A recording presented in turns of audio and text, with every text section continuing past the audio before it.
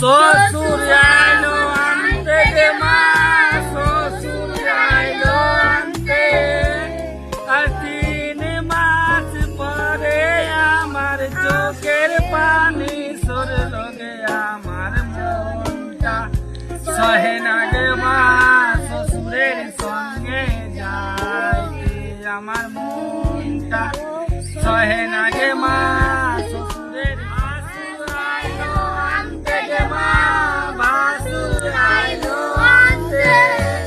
আর 3 মাস পরে আমার হাতের ব্যথা শুরবে গে, আমার মনটা সহে না গে মা, ভাসুরের সঙ্গে যাইতে।